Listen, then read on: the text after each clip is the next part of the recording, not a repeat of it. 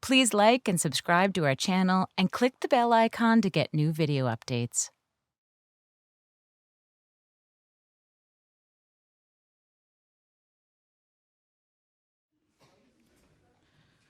Back in middle school, I wasn't really the type of kid to let myself have any fun. I was afraid that if I let myself have fun, I'd end up being judged, and I don't like being judged. So 8th grade comes around. Prom is coming up. Everybody's talking about it. Hey, you going to prom? I'm going to prom. You know what you're wearing? You know who you're going with? Oh, I know what I'm going with. But me, I wasn't planning on it. I didn't really want to go. I thought I'd just skip it. I thought I'd just end up being a kid in the corner, chicken in hand, just standing there. So after being constantly bugged by friends and family, I decided, you know what the heck, might as well go.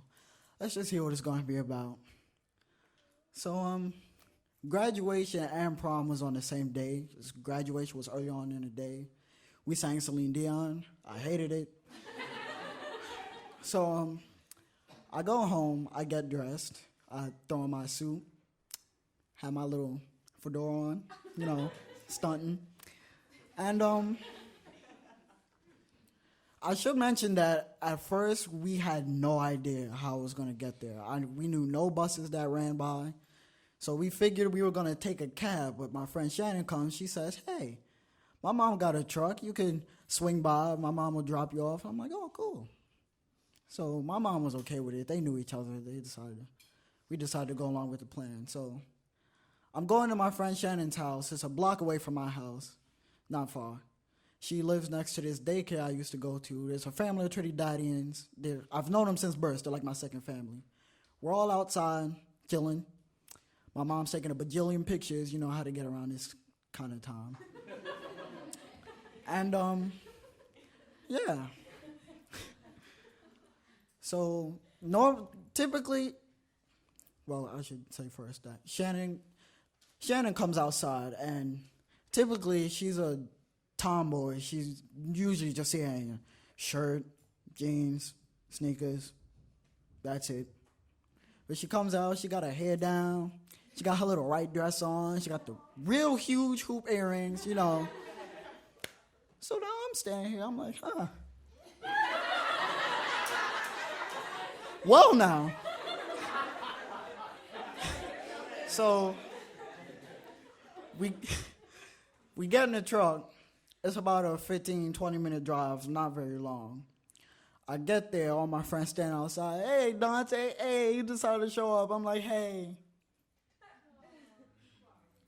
So I go inside. The space is a little bit smaller than I thought it would be. Granted, it's not a lot of us, but it was pretty fancy looking, and I thought it was a good place to be. Music starts playing.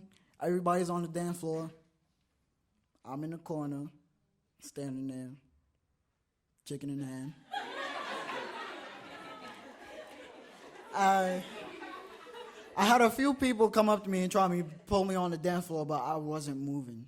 I was not moving. I wasn't moving for anything but chicken. So the DJ decides to put on this song, and now he's saying, everybody that's not dancing, you gotta grab them, pull them on that dance floor. You see anybody standing on the wall, you gotta grab them, bring them on the floor. So immediately 20 heads come at me and try to drag me on the dance floor. And at this point, I'm just done fighting it. I'm like, you know what? What the heck? I'm just gonna go on that dance floor. I'm gonna have a good time. I'm standing awkwardly in the middle of the dance floor, just looking around.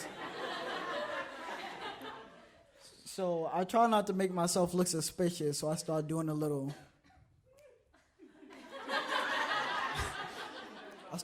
two-step. This is where it was at. So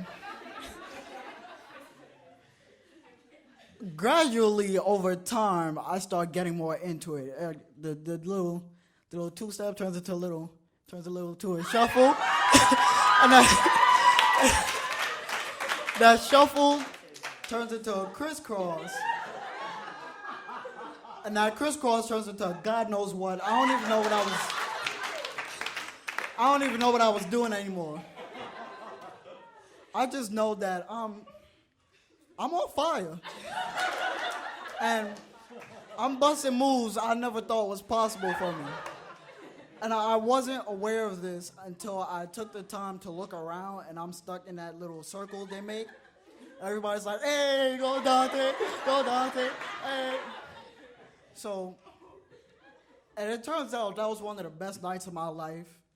And it's like my life up until that point, I was locked in a dark room, but then I decided to unlock the door and I took a step out. And I learned how to dance.